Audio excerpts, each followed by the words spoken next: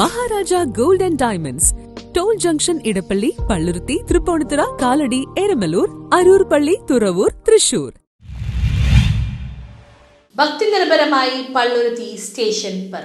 അഴകിയകാവ് ഭഗവതി ക്ഷേത്രത്തിലെ താലപ്പൊലി ചടങ്ങുകളുടെ ഭാഗമായി നടന്ന പോലീസ് സ്റ്റേഷൻ പറയെടുപ്പ് ഭക്തി നിർഭരമായി. പോലീസുകാരും ഉദ്യോഗസ്ഥരും കസവുമുണ്ടും നേരിയതും അണിഞ്ഞാണ് പറ നിറക്കാനെത്തിയത്.